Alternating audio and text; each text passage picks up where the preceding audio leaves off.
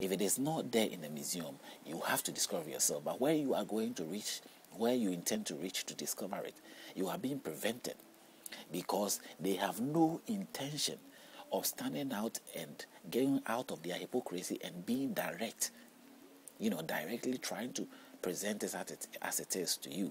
Rather, they probably go behind the door.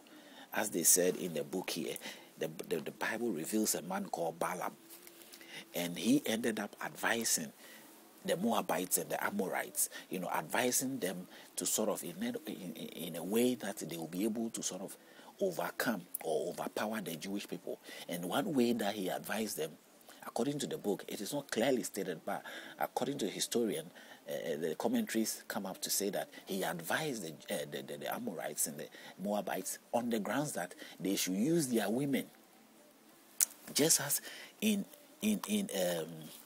what do you call it, Nehemiah was stopping them, the Jewish people, to sort of get involved with the Moabites and Amorites. It's the same way that it gives example even in Nehemiah, that just as the Balaam was the one who was sort of advising them, and Balaam is a prophet of the Jewish, he was seen as a prophet of God or a messenger of God. So like he go and stand on the prophet on a mountain, he cares.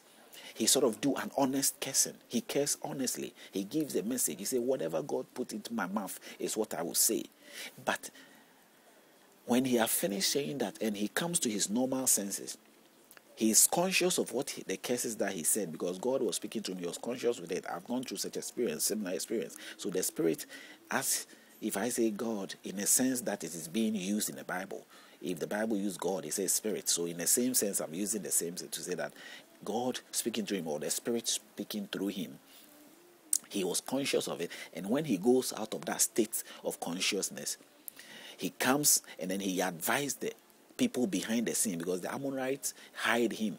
They hired him for that reason, to curse the Jews. And when he tried to curse them, he does the cursing all right, as God will ask him to do. And then he goes back and gives another advice to them, how to sort of work against the curse, or sort of work against the Jewish people, so that they will not be able to sort of overcome them or overpower them.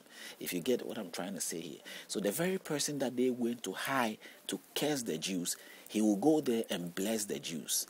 When he stand on the mountain, he will bless the Jews instead of cursing them, because definitely he's a messenger of Jehovah of the same Jews, or the Almighty God of the same Jews. So Jehovah will not make him curse the Jews. So he won't curse the Jews when he go there.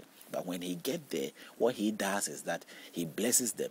And after he has blesses them, he comes back to the Ammonites and the Amorites, Moabites, and he tells them that use your women to overcome the Jews. I know, me God, what God tells me is what I do. But if you want to overcome these people, it is not me that you have to hide to go and curse them. I can give you a secret advice. Go and use your women. Let your women get involved with them. When they do that, they will blaspheme again. They will sin. It's like a sin before God. It's a blasphemy. It's a wrong thing. It's prohibited. It's not allowed by their God. So when they do that, when you do that, you will be able to overcome them, because their God will leave them. And they will be lonely. They will be desolate. They will be in the situation, where vulnerable situation, where you can conquer them. And he gives that kind of advice. It's a similar thing we see. They will not come out openly and stand up for what they are saying. Behind the scene, they will hide away from it, and they will be always presenting good things. But inside them, if you are able to meet somebody privately, they will honestly come out and tell you that, hey, this is the truth. This is what you need to know. This is that. And people get themselves cornered in that situation most of the time. But they have to be honest. There's nothing to hide. You are not doing anybody good by keeping something which should be honest, or which should be honestly presented. You have to be honest about it. It's not your property. It's not something that you should keep it into yourself and say, oh, you are doing it to honor anybody. You're doing it for yourself, and for all that reason, this is for selfish reasons, then fine.